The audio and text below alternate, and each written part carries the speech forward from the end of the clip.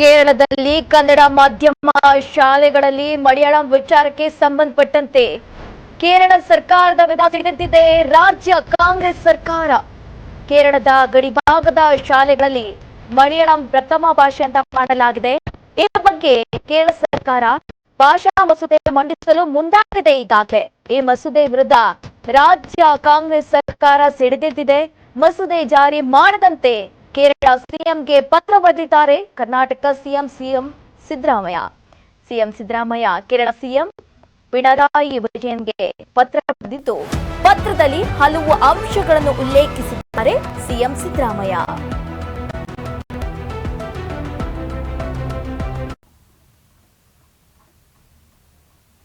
ಕೇರಳದಲ್ಲಿ ಕನ್ನಡ ಮಾಧ್ಯಮ ಶಾಲೆಗಳಲ್ಲಿ ಮಲಯಾಳಂ ವಿಚಾರಕ್ಕೆ ಸಂಬಂಧಪಟ್ಟಂತೆ ಕೇರಳ ಸರ್ಕಾರದ ವಿರುದ್ಧ ಇದೀಗ ರಾಜ್ಯ ಸರ್ಕಾರ ಸಿಡಿದೆದ್ದಿದೆ.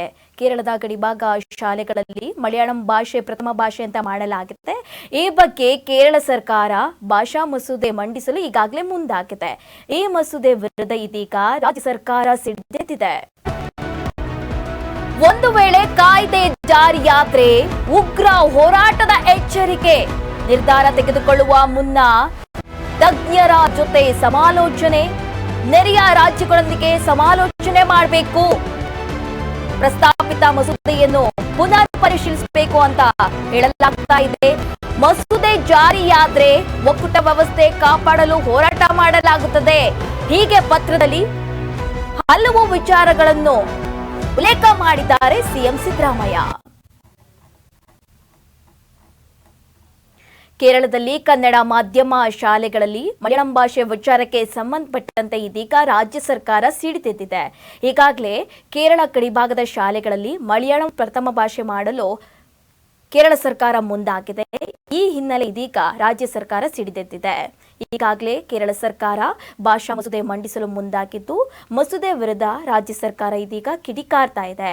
ಮಸೂದೆ ಜಾರಿ ಮಾಡದಂತೆ ಕೇರಳ ಸಿಎಂ ಸಿದ್ದರಾಮಯ್ಯ ಅವರು ಪತ್ರ ಬರೆದಿದ್ದಾರೆ. ಪತ್ರದಲ್ಲಿ ಹಲವು ಅಂಶಗಳನ್ನು ಉಲ್ಲೇಖಿಸಿದ್ದಾರೆ. ಒಂದು ವೇಳೆ ಕಾಯ್ದೆ ಜಾರಿಯಾದರೆ ಉಗ್ರ ಹೋರಾಟ ಮಾಡುವ ಎಚ್ಚರಿಕೆ ಕೂಡ ಕೊಟ್ಟಿದ್ದಾರೆ. ಹಾಗೆ ನಿರ್ಧಾರ ತೆಗೆದುಕೊಳ್ಳುವ ಮುನ್ನ ತಜ್ಞರ ಜೊತೆ ಸಮಾಲೋಚನೆ ಮಾಡಬೇಕು, ನೆರೆಯ ರಾಜ್ಯಗಳೊಂದಿಗೆ ಸಮಾಲೋಚನೆ ಮಾಡಬೇಕು, ಪ್ರಸ್ತಾಪಿತ ಮಸೂದೆಯನ್ನು ಇನ್ನೊಂದ್ಸಲಿ ಪುನರ್ ಪರಿಶೀಲಿಸಬೇಕು.